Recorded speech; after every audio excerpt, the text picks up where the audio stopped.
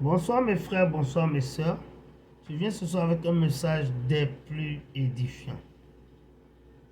Il y a des mystères dans la vie que les gens ne savent pas et qui affectent les gens.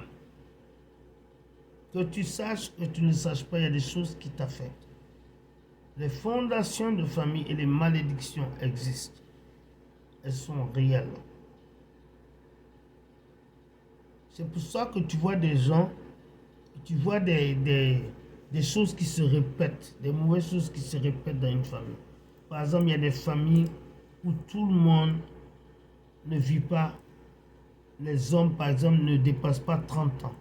Il y a des familles où tu vois beaucoup d'enfants handicapés, fous, des choses bizarres. Il y a des familles où les gens, par exemple, travaillent mais ils ne réussissent pas.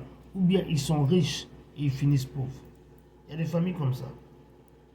Par exemple, moi je pense que ma famille du Sénégal est comme ça parce que j'ai remarqué que tout le monde finit pauvre.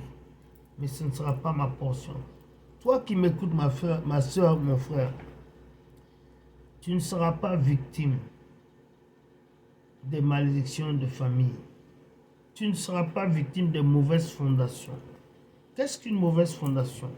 Une mauvaise fondation, elle arrive quand tes parents t'ont confié à des esprits, des génies, des démons, ou bien au diable lui-même. Ils t'ont mis dans la sorcellerie. C'est ce qu'on appelle une mauvaise fondation. C'est-à-dire que tu étais bébé quand on t'a mis dans un culte qui peut te défaire, qui peut te détruire. Ça, c'est des fondations qui ne sont pas bonnes. Il y a aussi la malédiction. Par exemple, si ton arrière-grand-père a tué beaucoup de gens, il a fait des sacrifices humains. Il était politicien, il tuait les gens pour rester au pouvoir. Ta fondation, c'est des choses qui vont t'affecter. Parce que ce que quelqu'un fait là, quand il tue beaucoup les enfants des gens, par exemple pour les élections en Afrique, cet homme-là, ses descendants auront des problèmes. Parce que le sang de ses enfants va aller vers Dieu et crier justice. C'est ça qui cause les malédictions. Et il y a beaucoup d'autres raisons.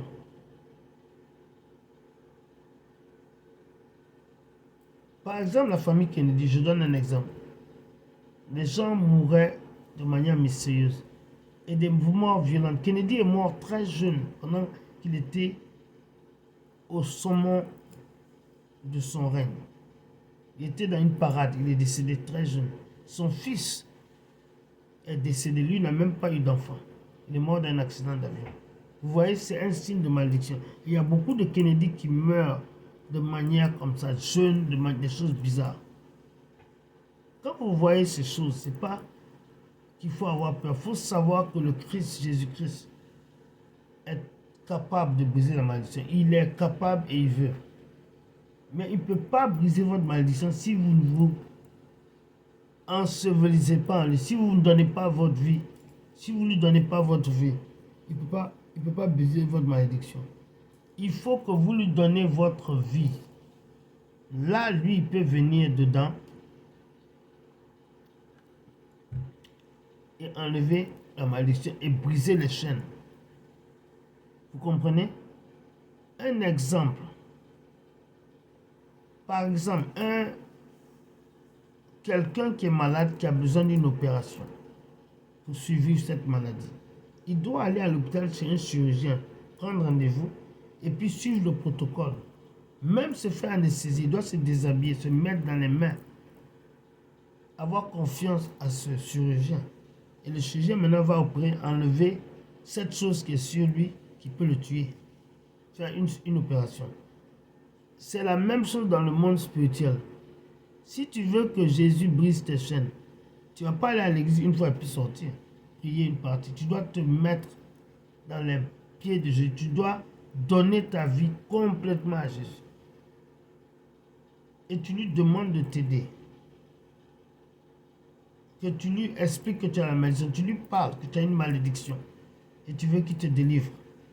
Et lui maintenant, Jésus-Christ, quand tu te donnes à lui corps et âme et que tu veux lui obéir, non seulement il va te donner le pouvoir de lui obéir, mais il va aussi enlever la malédiction. qui est causé par ce que tes arrière-grands-parents ont fait. Ou bien ce que tes parents ont fait, ou bien ce que toi-même tu as fait. Parce que nous-mêmes, des fois, on peut attirer la malédiction dans notre vie par nos propres erreurs. Vous comprenez? Donc, Jésus veut vous dire de ne pas avoir peur, de ne pas vous décourager. Votre espoir, c'est que vous avez Jésus et que Jésus est celui qui est mort pour que ta malédiction devienne une bénédiction. Tu comprends? Il peut changer les circonstances de ta vie, il peut changer ta vie, ton histoire, comme on dit. Mais tu dois te mettre dans ses bras, tu dois te remettre ta vie dans ses bras, tu dois l'accepter comme ton Seigneur et ton Sauveur. Ok? Voilà le secret. Maintenant, s'il y a quelqu'un qui ne connaît pas Jésus, je veux t'aider à le recevoir. Je veux le privilège de t'amener vers lui. Dis, Seigneur Jésus, viens dans ma vie. Deviens mon sauveur personnel. Seigneur Jésus, merci pour mon nom qui est maintenant écrit dans le livre de la vie. Seigneur Jésus, merci pour mes péchés qui me sont pardonnés. Et merci pour le pouvoir que tu me donnes d'être sanctifié, parce que rien d'impur ne rentrera au paradis. Je te remercie, Seigneur Jésus-Christ, parce que tu me donnes le désir de me remettre toute ma vie dans tes bras, pour que tu puisses aussi briser la malédiction qui existe dans ma vie et dans ma famille. Merci, Seigneur Jésus,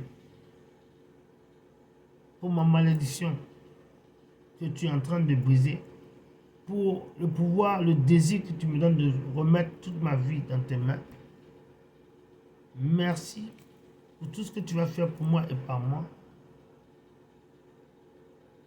Parce que j'ai prié, que j'ai cru. Amen. Merci encore une fois pour la malédiction que tu brises dans ma vie et dans la vie de ma famille. Amen. Si tu as fait cette prière, j'en suis fier. Je suis très fier de toi. Très fier de toi. C'est une très importante prière que tu as fait. Tu as la victoire désormais au nom de Jésus.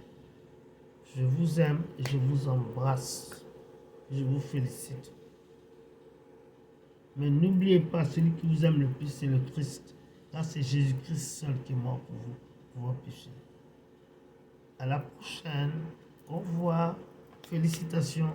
Vous avez la victoire au nom de Jésus. Amen.